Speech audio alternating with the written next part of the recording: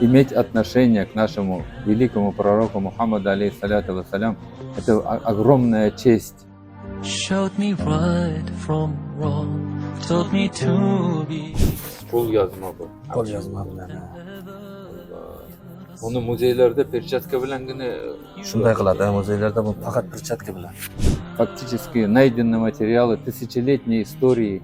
И это, конечно же, люди, которые фактически посвятили для этого огромную часть своей жизни, огромную часть своего времени.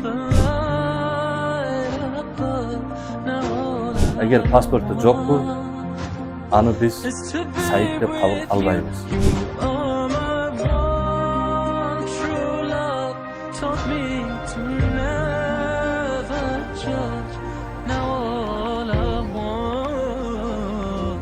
Is to be with you. Allahumma salli ala sayyidina Mustafa ala habibika nabiyika Mustafa. Россиянын Азия бөлігін мұсылмандардың дини башқармалығының башқы муфтии шейх Нафигулла Аширов жана Борбор Азиядағы сайттер уюмунун башчысы Саид Умар Олмасхановтар Ыйык Мекке шаарына келишип умра зыяратын кылышты. Аны менен катар Аширов Борбор Азиядағы сайттер уюмундагы тарыхый архивдер менен таанышты. Elektronniy bor, Var. lekin aslini ko'rmasa odamda shubha paydo bo'ladi. Shuning uchun bu arablar shunday to'g'ri qiladi. Nima uchun? Hozir yolg'onchilar ko'p. Asli yo'q, lekin Albatta asli ul asl. asl bo'lsin deb Saqlanib qolish uchun juda ehtiyot qilaman. ehtiyot uchun uni juda ehtiyot qilaman. saqlash kerak. Bular ne kunlar ko'rdi, qancha joylarda qochdi, bularni saqlaymiz deb bizning bobolar. Shunday bo'lib shu bizgacha yetkirib keldi. Alhamdulillah, hozir yaxshi. Qo'l yozma bu. Qo'lyozma bilan. Allah.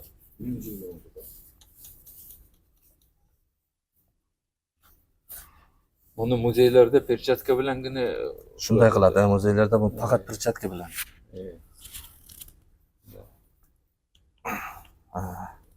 Mana joyda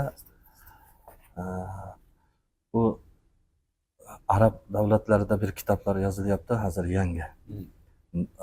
Nasab bo'yicha. Shu kitoblardan asli istochniga bu shajaralar. Nimaga? Odam alayhissalomdan boshlab yozildi. Odam alayhissalomdan boshlab yozildi. Nasab Rasulillah. Payg'ambarimiz qaysi nima bilan kelib, qaysi oilada dunyoga keldi. Keyin payg'ambarimizning ahli bayti bo'ldi. Payg'ambarimiz qizi Fatima radhiyallohu anha, kuyovi ukasi Ali ibn Abi Talib, Imom Hasan, Imom Husayn 5 kishi. Shu ahli baytdan darsha taraganlar. Shuni qilyapti. Faqat shularni yozdi. Yo'q. Keldi bu joyda mana har davrdan o'zining naqiblarining muhri bilan muhrlandi. Bu joyda aytish kerak, bu pechatlar kim qo'ydi? O'sha davrning podshohlari. O'sha davrning misoli Fatimiylar davrida xalifat Fatimiy davrida naqoba, ahli bayt bo'yicha naqoba tuzildi. Atayin bu naqobani komitetning bu ishi, naqoba bu komitet. Buni ishi faqat ahli baytni kim tug'iladi, bunga tushiradi, pichat qiladi. Ishi faqat shu. Boshqa ish qilmaydi. Hisobga olib o'tiradi. Naqoba. Keyin naqobani boshchisi naqib. O'shani ko'zamaldab qo'yadigan huquqli odam naqib. Ular faqat sayyidlardan bo'ldi avval zamonda. Keyin Osmon imperiyasi. Osmon beyligi tuzildi. Sultan Selim davrida naqoba. Ular ham naqoba yaratdi. Podshoh Sultan Selimning podpisi bilan naqoba yaratdi. Men u dokumentda hujjatlarni ko'rsataman. O'sha daftar, o'sha naqobaning daftari. shunday bo'yicha asli bo'yicha saqlanib bugun bizning qo'limizda shtabda Saidlar markazida hozir bu ham xuddi shunday saqlangan bu daftarlar. Bu naqoba endi shu Fatimiy davridagi naqobalar, bu Osmon imperiyasi davrida tuzilgan, podshohning amri bilan tuzilgan naqobadagi muhrlar bular hammasi. Tasdiq qildi bular. Kelib tama bizning davrimizga chayin tasdiq qilib keldi.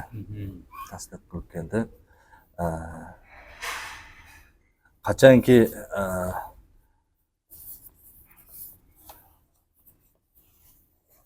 mana hammasi tasdiq bo'lib kelgan. Shu naqoba.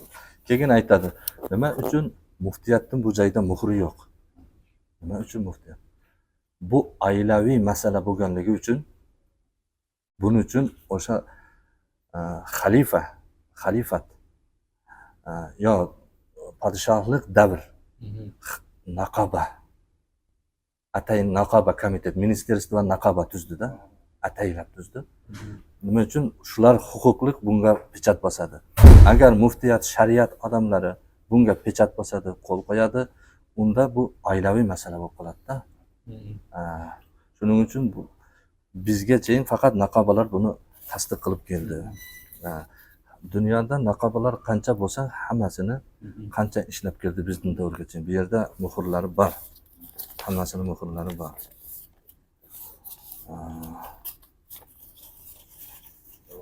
Mana naqobalar. Shu yerdan to'xtab. Endi bu joyda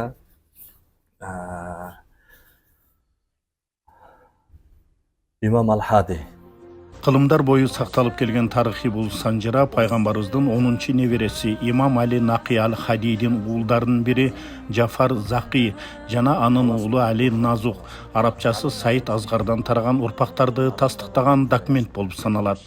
Ali Nazuk arab davlatlari juda yaxshi biladi.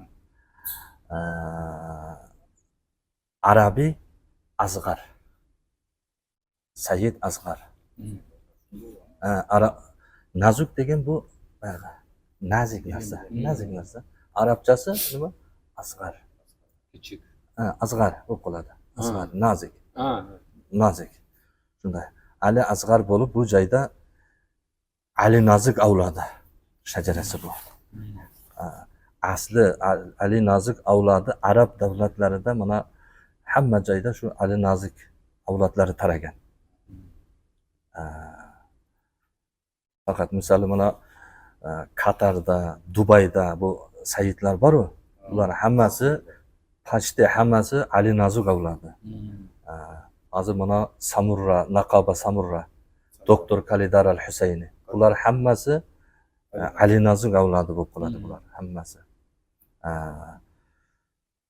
Shuning asli shajarasi. Originali bu.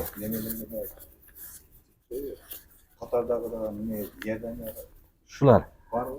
Yerdan Abdullah Sani. Korolevstvo Sharja bitlar shular. Mana shu avlodi, Ali Nazuk avlodi. Tamam. Qosimiylar hammasi shular avlodi. Hozir eng qiziq narsa men ko'rsataman. Bismillahirrohmanirrohim. Hozir naqoba dedik-a. Bu Osmon imperiyasi davrida tuzilgan bu naqoba agar 700 yil avval tuzilgan bo'lsa, 700 yil muddat tuzilib, keyin Saidlarni to'plab tasdiq qilayotgan bo'lsa, bu naqoba ishini boshlagan bo'lsa, mana kitob, mana Lubabul Ansab 900 yil avval yozildi bu kitob. 900 yil bo'ldi. Madina Munavvaradan bo'ladi bu odam, bu alim, tarix ilmlarining professori. Bu faktlardan hammasini to'plagandan keyin ruxsat bermadi Saudiyada bu kitobni chiqarishga. Bu bordi Iroqda chiqardi bu kitobni. Iroqda chiqardi Lubabul Ansab. Endi bu kitobda nima yozyapti? Naqib Sag'iniyan, Naqib Balasag'un. Balasag'un nasıl oldu? 900 yıl avval kitapta yazıyaptı Naqib Balasag'un.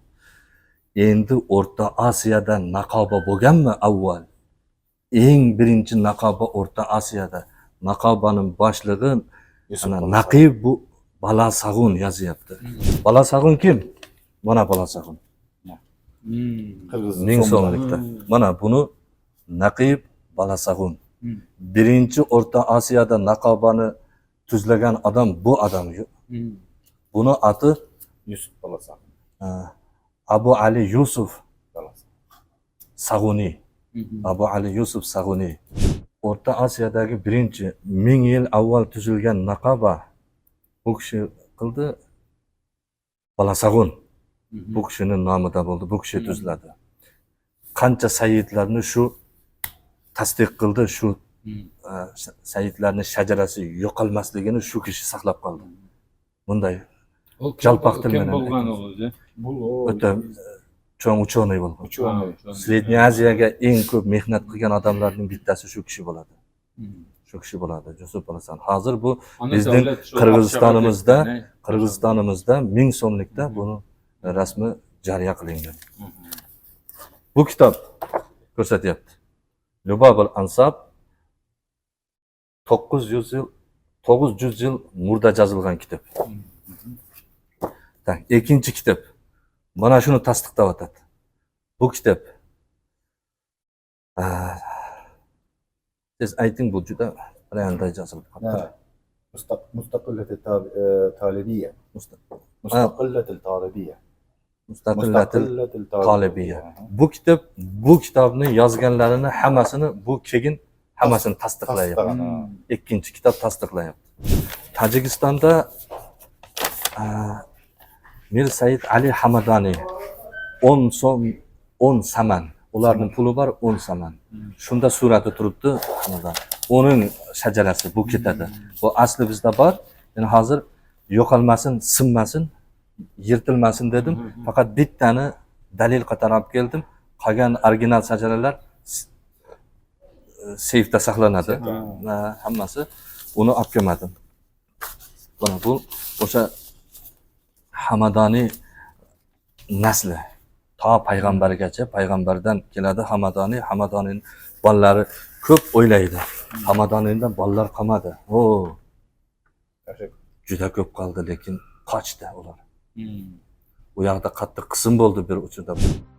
Tarixiy ma'lumotlarda qulluq minözü, adep axlagı jogorу sayттер бай манаптарга жана динчилдерге каршы саясат жүргүзгөн совет бийлигинин учурунда куугунтукталып көп кысымдарга дуушар болушкан. Ал эми алардын санжыралары өрттөлүп жок кылынган. Мына ушундай кысым күчөгөн оор мезгилде Мир Саид Али Хамадани урпактары араб өлкөлөрүнө кетүүгө мажбур болушкан. Азыркы учурда алардын бир бөлүгү Афганистанда, ал эми көпчүлүгү Мекке шаарында отурукташкан. Тарихи маалыматтары Мир Саид Али Хамадани Саидтердин династиясынын таасирдүү башчысы Султан Саадат урпактарынан болуп, пайгамбарыбыздын 10-чы небереси Имам Али Нақи Аль-Хадидин балдарынан экендигин тастыктайт. Термеш шаарында Султан Саадат тарыхый комплекси негизделген жана ал Саидтердин урусунун тарыхы менен тыгыз байланышта. Учурда ал зыяратчылардын чоң жайына айланган.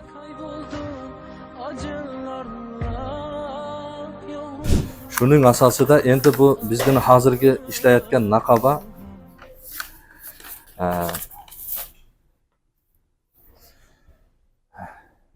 ko'p tasdiq qilib qancha bugun yashayotgan sayyidlar endi shundaqa shajaralar ko'tarib yurishligi hojat yo'q. Bularning endi pasporti bor. ID karti bor. Bu pasport ID kart qanday bo'lib paydo bo'lib qoldi?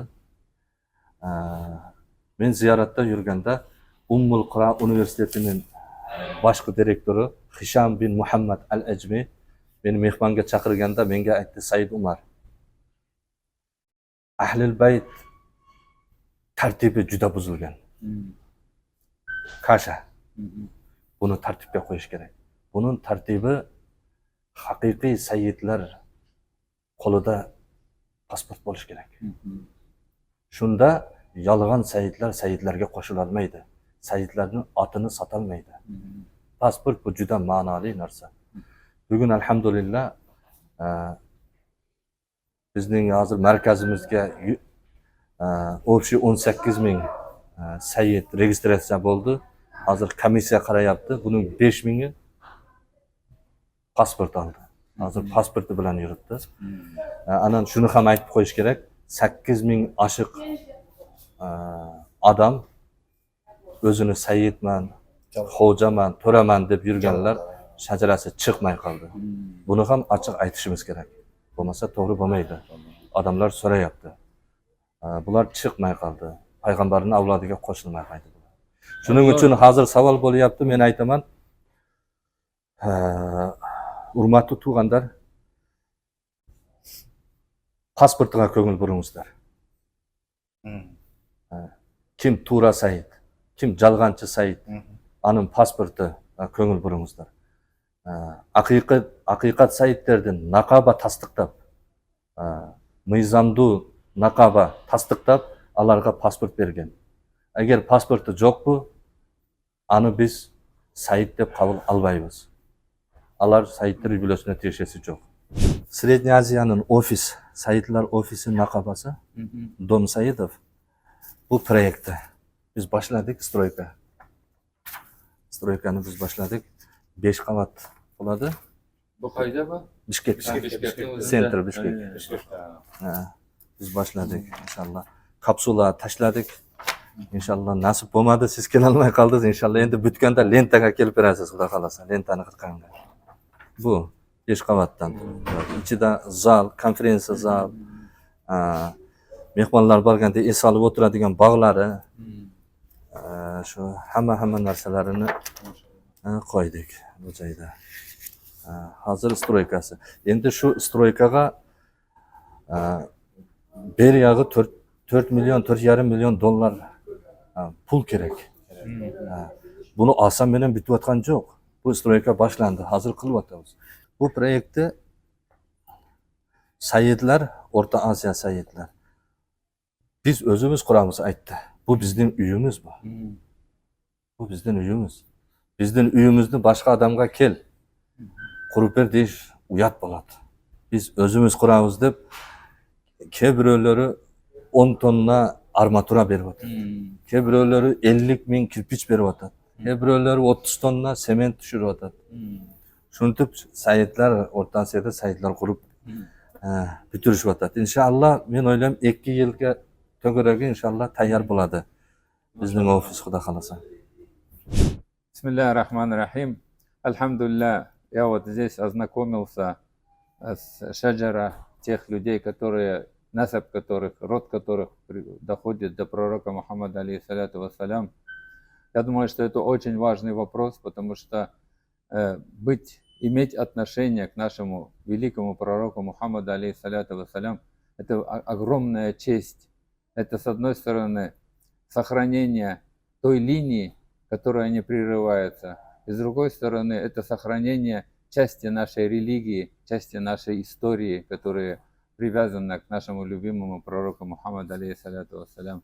Конечно, это огромный труд сделан, потому что фактически найдены материалы тысячелетней истории, и это, конечно же, люди, которые фактически посвятили для этого огромную часть своей жизни, огромную часть своего времени. И пусть Аллах Субхану ва Тааля сделает благим это дело, благим для всех тех, которые, иншаллах, будут знать о своей истории, будут знать о своем роде.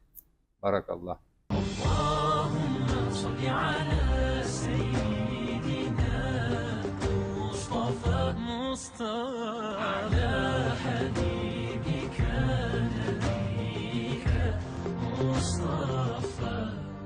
Showed me